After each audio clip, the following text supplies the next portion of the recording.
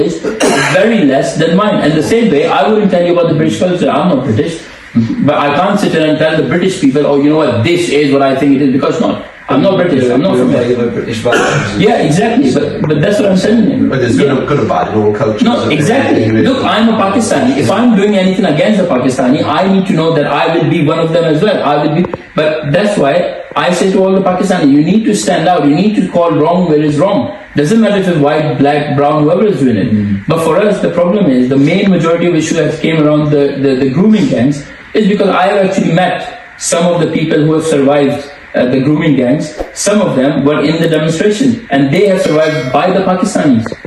Of course, then there is the proof. That is my proof, and that's all the proof I need. And I don't even need to know the whole proof because I am from that community. I know exactly what it is that is going on in that community because I have lived in that community. When I went to the... What have you done to stop it? If you know who these people are? Yeah, and I've reported them. Yeah, of course I reported them. So when I was in Saudi Arabia, from the age of 11 till 16, I went to a madrasa, which is an Islamic school, right. And there were these Afghanis, Pakistanis, and Bangladeshis teachers, right? They used to sexually harass me, right? 5 days a week, from 8 a.m. till 2 p.m. It wasn't like a full penetration because I was a young kid. They'll make me sit on the lap and they'll move me there. And when I don't know what's going on, because in Saudi Arabia, they did not give us the sex education. And you won't believe it that I did not know this till the age of 22. By the time I found out, I was in London, I went back and I looked for them and I reported them, but they were long gone. So for me, my mission is, every time I see something is happening and there is plenty of proof of it, I will 100% go there and I say, this person, because it happened to me and people have gotten away with it, I don't want these people getting away with it. This is, for me, this is the biggest statement I'd make because it happened to me. I don't want anybody else going through the same thing. And it happened to me when I was a kid. I was a child. I did not know what's going on. Like plenty of young girls that face these things in there, they don't know what's going on. They've been given drugs, free booze, free this, free that, and they're kids, they go for it, and then they're being blamed. They should not get the blame for it. So for me, when you say, when you say, where is the facts? These are the facts. And if you see these lines in there, right? This is my beaten scar. When I was young, every single time, I used to think that these teachers were doing something wrong. This is what they used to do to me. They used to beat me to a point where I couldn't even walk. And this happened to me for 4 years. So do you think, and I mean, me knowing these people have gotten away with it, do you think that I'll be okay listening, watching on the TV, actually meeting the people who by these monsters, by these Pakistani monsters, and I wouldn't say anything, I will raise my voice. As a Pakistani, I will tell them, this is what it is. If you want to put me in jail for it, I'm more than happy to go. But I will tell you what, if I see a Pakistani doing anything, I will start from there. I won't go looking anywhere else, but I will go looking in my own community because I know it happens. And I will stop them, right? Either being on X, either raising my voice, either reporting them. If I see, I'll report them. I will go against them, I don't care. I am not scared of these people. So for me doing this, and people are reporting me, calling me a racist, I don't have my facts, I got my facts straight. I've got my facts. More than anybody of these people defending these rapists, these Pakistani rapists by saying, all of them are not like this, you don't have proof. No. You can't say that. You cannot tell somebody who, because you don't have proof, unfortunately, you need to look at the guy you're talking about. Does he have a criminal history? Do you think he could have done it? Plenty of them, I would say yes, they could have done it. They have criminal records. These are people that have been to jail, came out of jail. And for people saying, we don't think he could have done it, no. Once a criminal, always a criminal. British activist Shoaib Sohail has claimed he was arrested by counter-terrorism police after publicly speaking about the issue of Pakistani grooming gangs in the UK, a development that's already sparking heated debate over free speech, political correctness, and community accountability. In a video titled Part 2, Sohail recounts being interviewed by counter-terror officers who questioned his political opinions and the language he used when discussing sexual exploitation networks linked to Pakistani men. The activist insists his intention was to speak truthfully about an uncomfortable issue that, in his words, too many people in power are afraid to address.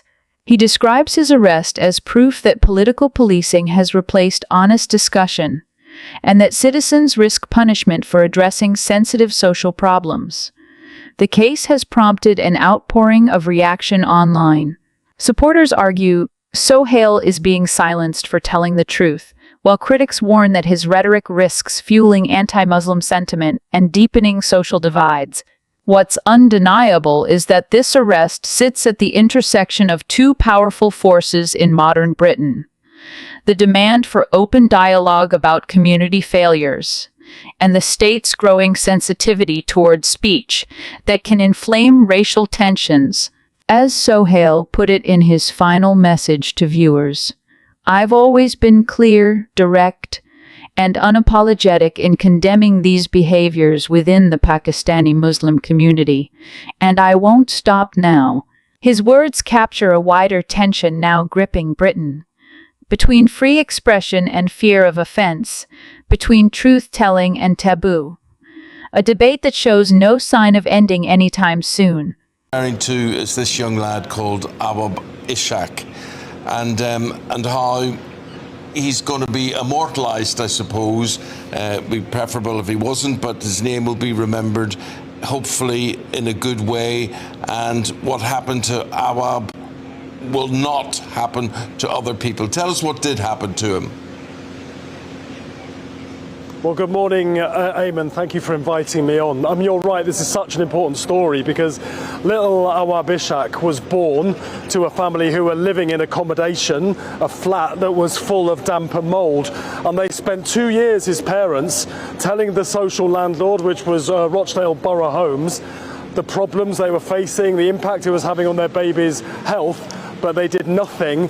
And tragically, a few days after Awab's second birthday, he died.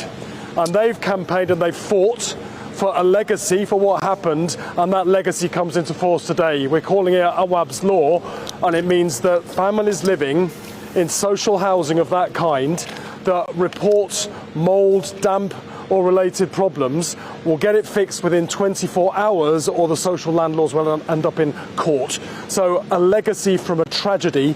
I spoke to the family at the weekend, and the father, through his grief, of course, is glad that there is some legacy that others need not suffer in the way that their family has done. Steve, what you're doing, in a way, you're damned if you do and damned if you don't. Correct in the right memory for Awab, absolutely brilliant. But, you know, if I was a landlord, right, if I was renting out a property, I know if someone said to me, you've got a problem, your window's cracked or your light bulbs aren't working or there's damp on the walls or whatever, I know I would do something about it straight away. But what really gets me, and yet people complain about this, people say, oh, you're taking away the right for people to earn money as landlords and be property owners and whatever. But there are good property owners and there are bad property owners, and there are too many of these bad people who are renting places out that are completely substandard. Yeah. No, you're 100% right. Of course, most landlords are decent, reasonable people who are offering people a home to live in that meet their expectation and standards. That's all well and good. We support that.